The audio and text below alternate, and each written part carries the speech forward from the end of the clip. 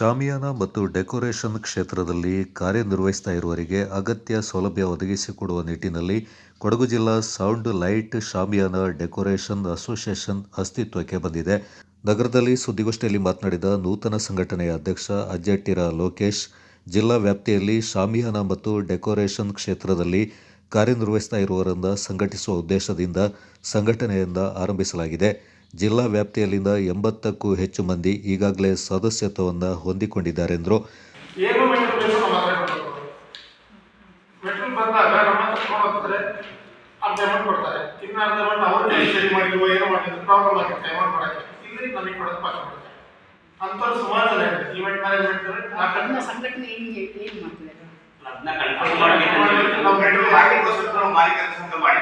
ಕಸ್ಟಮರ್ಸೇ ಸ್ವಲ್ಪ ಎಚ್ಚೆತ್ತುಕೊಳ್ಬೇಕು.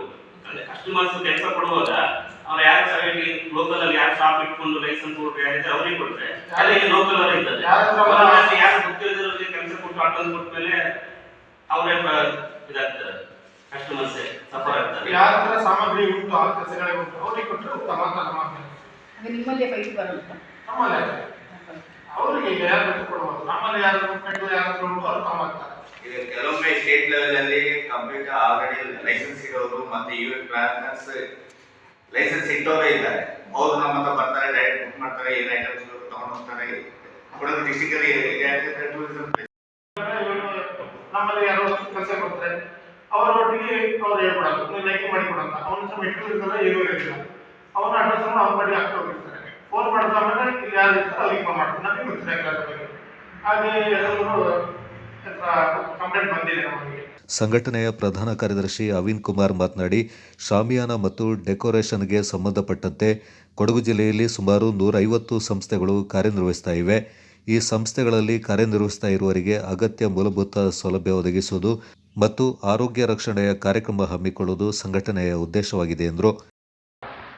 ಈಗಿನ ಸೋಷಿಯಲ್ ಮೀಡಿಯಾದಲ್ಲಿ ಮತ್ತು ಕೆಲವು ಮೊಬೈಲ್ ಆಗಲಿ ಫೇಸ್ಬುಕ್ ಆಗಲಿ ಅಲ್ಲಿಗೆ ಅವರು ಕಾಂಟ್ಯಾಕ್ಟ್ ಮಾಡ್ಕೊಳ್ಳೋದು, ಕಾಂಟ್ಯಾಕ್ಟ್ ಮಾಡ್ಕೊಂಡು ಅಲ್ಲಿಂದ ನಮ್ಮ ಕಾರ್ಯಕ್ರಮ ನಾವು ಮಾಡಿಕೊಡ್ತೇವೆ ಒಪ್ಕೊಳ್ಳೋದು, ಒಪ್ಕೊಂಡು ಆಗಿದ್ಮೇಲೆ ಕಾರ್ಯಕ್ರಮ ಸರಿಯಾದ ಸಮಯಕ್ಕೆ ಹೋಗೋದೆ ಮತ್ತು ಅವ್ರಿಗೆ ಆ ಕಾರ್ಯಕ್ರಮವನ್ನು ಸರಿ ಮಾಡಿಕೊಡೋದೆ ಆ ಪ್ರಾಬ್ಲಮ್ ಆಗೋಂಥದ್ದು ನಡೀತಾ ಉಂಟು. ಅದೆಲ್ಲ ಜನಗಳು ಮತ್ತು ಗ್ರಾಹಕರು ಲೈಸೆನ್ಸ್ ಹೋಲ್ಡರ್ ಯಾರಿದ್ದಾರೆ ಅವರಿಗೇ ಕಡ್ಡಾಯವಾಗಿ ಕೊಡಬೇಕಂತ ಹೇಳ್ಬಿಟ್ಟು ನಮ್ಮ ಒಂದು ಅನಿಸಿಕೆ. ಈ ಸಂಘದ ನಿರ್ದೇಶಕರಾಗಿರ್ತೇನೆ. ಸೊ ಶೀಘ್ರದಲ್ಲೇ ನಮ್ಮ ಕೊಡಗು ಜಿಲ್ಲಾ ಸೌಂಡ್ಸ್ ಲೈಟ್ಸ್ ಮತ್ತು ಶಾಮಿಯಾನ ಡೆಕೋರೇಷನ್ ಸಂಘದ ಉದ್ಘಾಟನಾ ಸಮಾರಂಭ ಮತ್ತು ಸದಸ್ಯರ ಕುಟುಂಬದ ಸಮ್ಮೇಳನ ಕಾರ್ಯಕ್ರಮವನ್ನು ಆಯೋಜಿಸಲು ತೀರ್ಮಾನಿಸಿದ್ದೇವೆ. ಖಜಾಂಚಿ ಲೋಕೇಶ್ ಎಚ್ಪಿ ಮಾತನಾಡಿ, ಜಿಲ್ಲಾ ವ್ಯಾಪ್ತಿಯಲ್ಲಿ ಪರವಾನಗಿ ಪಡೆದು ಕಾರ್ಯನಿರ್ವಹಿಸ್ತಾ ಇರುವ ಸೌಂಡ್ ಲೈಟ್ ಶಾಮಿಯಾನ ಸಂಸ್ಥೆಗಳಿಗಷ್ಟೇ ಕೆಲಸ ನೀಡುವಂತೆ ಸಾರ್ವಜನಿಕರಲ್ಲಿ ಮನವಿ ಮಾಡಿಕೊಂಡರು. ಸುಮಾರು ಅಧಿಕೃತವಾಗಿ 150ಕ್ಕೂ ಅಧಿಕ ಸಂಸ್ಥೆಗಳಿವೆ. ಈಗಾಗಲೇ 80 ಸಂಸ್ಥೆಗಳು ನಮ್ಮ ಜಿಲ್ಲಾ ಕಮಿಟಿಯಲ್ಲಿ ನೋಂದಾಯಿಸಿಕೊಂಡಿದ್ದಾರೆ. ಇನ್ನು ಮುಂದಿನ ದಿನಗಳಲ್ಲಿ ಬಾಕಿ ಉಳಿದಂಥ ಸದಸ್ಯರುಗಳನ್ನ ಸೇರಿಸುವಂಥ ಕೆಲಸ ಕಾರ್ಯಗಳಾಗ್ತಿವೆ. ಎಲ್ಲ ಸದಸ್ಯರುಗಳನ್ನು ಜಿಲ್ಲಾ ಕಮಿಟಿಯಲ್ಲಿ ಒಂದುಗೂಡಿಸಿ ಅವರಿಗೆ ಮುಂದಿನ ದಿನಗಳಲ್ಲಿ ಏನಾದರೂ ಆರೋಗ್ಯ ಸಮಸ್ಯೆ ಮುಂತಾದ ಸಮಸ್ಯೆಗಳಾದಾಗ ನಮ್ಮ ಸಂಘದ ವತಿಯಿಂದ ಅವರಿಗೆ ಸಹಾಯ ನೀಡುವುದು ನಮ್ಮ ಉದ್ದೇಶವಾಗಿರುತ್ತದೆ.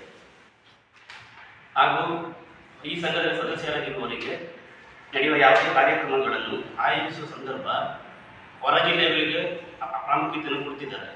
ಅದಕ್ಕೆ ನಮಗೆ ಅವರು ಲೋಕಲ್ ಅವರಿಗೆ ಆದ್ಯತೆ ಕೊಡಬೇಕು ಅಂತೇಳಿ ನಮ್ಮ ಒಂದು ಮನವಿ ಇದೆ ಜಿಲ್ಲಾಡಳಿತಕ್ಕೆ ಮತ್ತು ಕೊಡಗಿನ ಜನತೆ. ಸಂಘದ ನಿರ್ದೇಶಕ ಉಜ್ವಲ್ ಬಿದ್ರುಪಡೆ, ಕಾರ್ಯದರ್ಶಿ ರವೀಂದ್ರ ಮತ್ತು ನಿರ್ದೇಶಕ ಯಾಸೀನ್ ಪಾಲ್ಗೊಂಡಿದ್ದರು.